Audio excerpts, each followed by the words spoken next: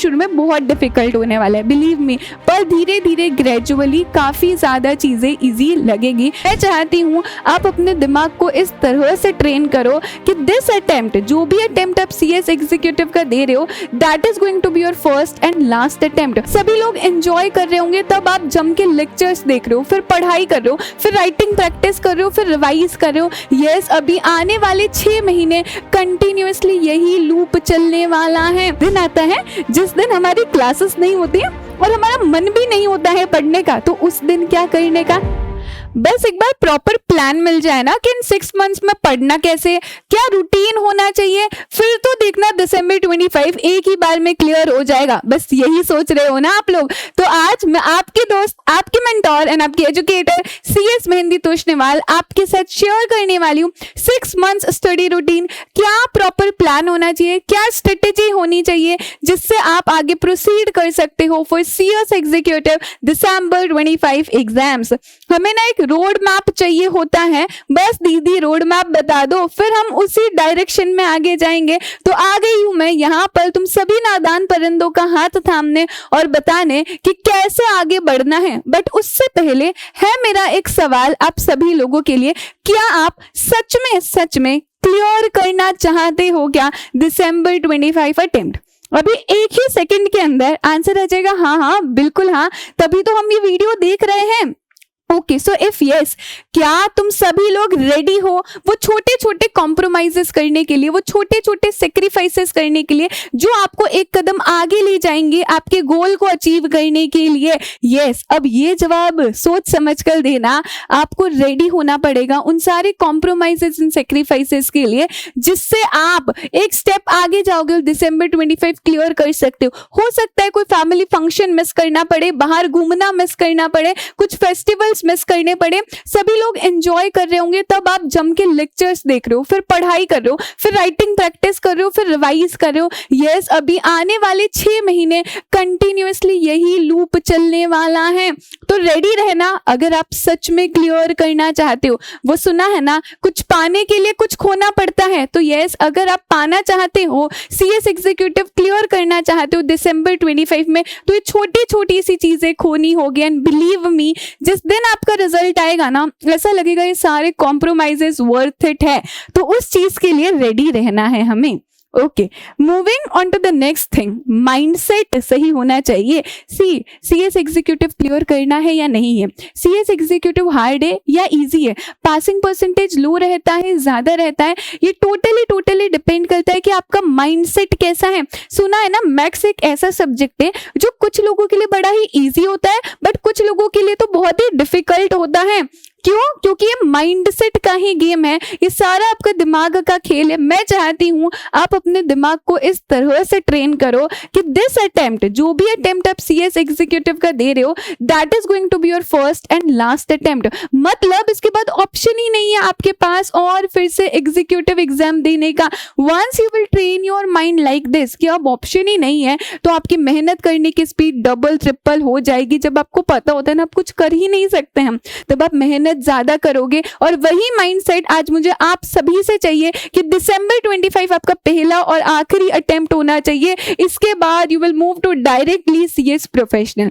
हो सकता है आपने इससे पहले भी मल्टीपल अटेम्प्ट दिए, हो सकता है ऐसे कोई बच्चे हो जो पहली बार अटेम्प्ट दे रहे हो, पर दोनों ही केसेस में आपकी मेंटेलिटी होगी कि दिसंबर 25 पहला और आखिरी अटेम्प्ट। अब इस अटेम्प्ट को क्लियर करने के लिए जो भी मेहनत करनी है, जितनी भी मेहनत करनी है, you should be ready for that. ठीक है, ओके, तो अभी हमारा माइंडसेट भी क्लियर हो गया है। अभी का टाइम है जब आप चीजों को समझ रहे हो, जब आप लेक्चर्स को देख रहे हो। सो जिस भी टाइम लेक्चर्स देख रहे हो, ट्राई कि आप लाइव लेक्चर्स अटेंड कर पाओ।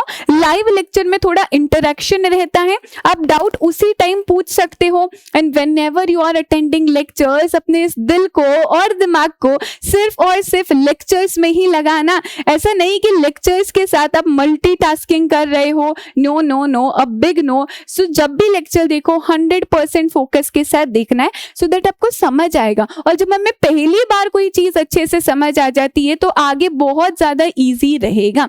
लेक्चर्स भी देख लिए, जो लेक्चर में पढ़ाया गया है you have to revise on the same day. क्या? हाँ, सेम डे रिवाइज करना है।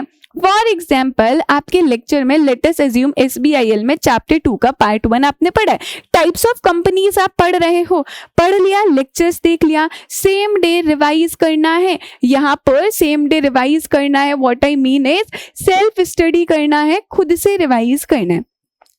अबे रिवाइज कैसे करना है ना, उसमें भी बहुत प्रॉब्लम है, हमें नहीं पता दीदी इसीलिए आई हूं। सबसे पहले आपको रिवाइज करना है आपके क्लास के नोट्स से, जिन नोट्स से आपने लेक्चर्स में पढ़ा है उस क्लास नोट्स से रिवाइज करोगे, क्योंकि 2 घंटा उसी से लेक्चर देखा है हमने। ओके, सेकेंडली हमारी मॉड्यूल ICSI का मॉड्यूल लोगे और रिवाइज करोगे वो टॉपिक्स जो आपने क्लास में पढ़े हैं।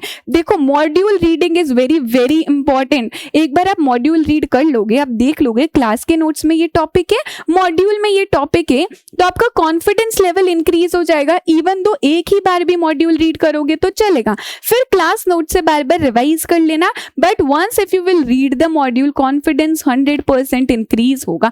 ये भी कर लिया हमने। लास्टली फिर आप आपके शॉर्ट नोट्स बनाओगे, क्लास के नोट्स आपके पास है, उससे रिलेटेड जो भी की पॉइंट है आप उनके शॉर्ट नोट्स बना सकते हो। जो आपके खुद के बनाए हुए नोट्स है वो सबसे बेस्ट रहेंगे। ओके, उसके बाद क्या एक दिन आता है जिस दिन हमारी क्लासेस नहीं होती है और हमारा मन भी नहीं होता है पढ़ने का, तो उस दिन क्या करने का, संडे की ही बात कर रही हूँ जिसका आपको इंतजार रहता है। संडे को करनी है आपको राइटिंग प्रैक्टिस। सी अल्टीमेटली तुम्हें कितना भी आता हो but you have to write down in exams.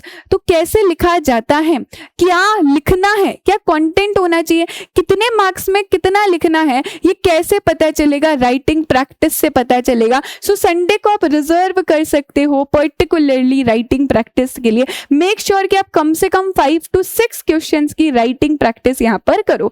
धीरे धीरे you will have a clarity कि कैसे लिखा जाता है।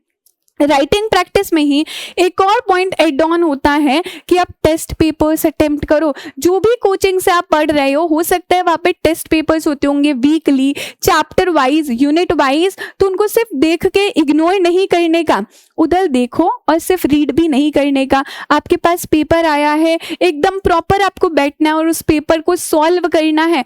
I know no one is watching over you, है ना, तुम्हारे सिर पे कोई खड़ा नहीं कि चलो पढ़ाई करो, लेकिन यहाँ पर CS एग्जीक्यूटिव में काम आता है तुम्हारा सेल्फ डिसिप्लिन, कि तुम कितना डिसिप्लिन हो अपने लिए। इसीलिए मैंने कहा था कि रेडी होना कॉम्प्रोमाइज करने के लिए, रेडी होना संडे को पढ़ाई में लेने के लिए, एंड इसीलिए यहाँ पर टेस्ट पेपर्स अटेम्प्ट करने रहेंगे। टेस्ट पेपर अटेम्प्ट करने से आपका रिवीजन 2 बार ही हो जाएगा। 2 चैप्टर्स का टेस्ट है, अभी उन दोनों चैप्टर को पढ़ोगे तो सही, फिर ही टेस्ट पेपर अटेम्प्ट करोगे तो आपका रिवीजन हो जाएगा, फिर हमारी राइटिंग प्रैक्टिस भी हो जाएगी। ऑल्सो आपको आइडिया लगेगा कि कैसे क्वेश्चंस पूछे जाते हैं, ये जो चैप्टर हमने पढ़ा उससे रिलेटेड कैसे क्वेश्चंस पूछे जा रहे हैं, पूछे तो जा रहे और हमें लगा था हमने पढ़ भी लिया, बट क्या आप उसे रिटेन कर पा रहे हो, कि आपको याद आ रहा है कि इस क्वेश्चन में कौन सा कॉन्सेप्ट लगेगा। शुरू में बहुत डिफिकल्ट होने वाला है, बिलीव मी, पर धीरे धीरे ग्रेजुअली काफी ज्यादा चीजें इजी लगेगी। So please do not miss solving the test papers.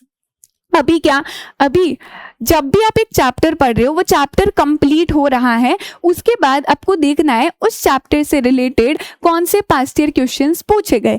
For example अगर मैं लेती हूँ LLP वाला चैप्टर, तो आपको देखना है इस LLP वाले चैप्टर से पास्ट ईयर में कौन से क्वेश्चंस पूछे गए, केस लॉ बेस्ड है, कौन से टॉपिक से पूछे गए, किस तरह से क्वेश्चंस पूछे गए।